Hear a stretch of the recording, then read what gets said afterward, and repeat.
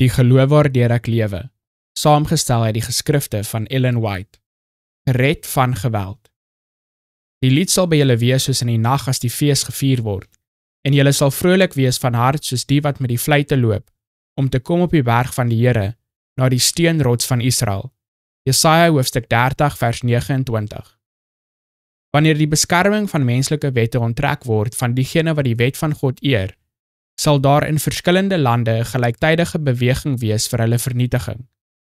Die volk van God, sommige in tronkselle, sommige weggesteek in eensame skuilplekke in die woude en die berge, pleit steeds vir goddelike beskerming, terwyl groepe gewapende manne in elke hoek, aangespoor deur leerskare van bose engele, voorberei vir die werk van die dood.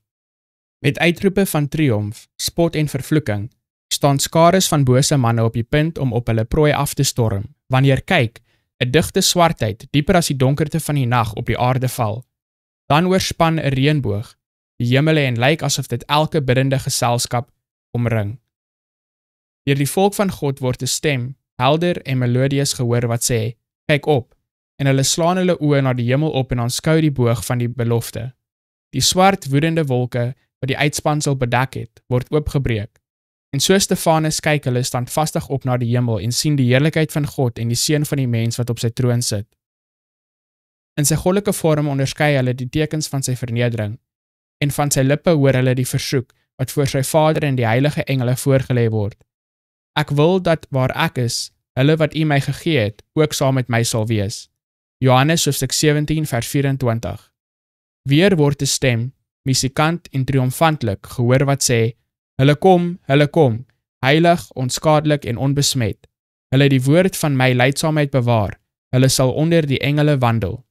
En die bleek, bewerige lippe van diegene wat vasgehou het aan hul geloof, laat 'n oorwinningskreet uit. Dit is om middernag dat God sy krag openbaar vir die verlossing van sy volk. Die son verskyn, skynend in sy krag. Tekens en wonders volg vinnig op mekaar. Die goddelose kyk met vrees en verbasing na die toneel, terwyl die regverdiges met plegtige vreugde die tekens van hul verlossing aanskou.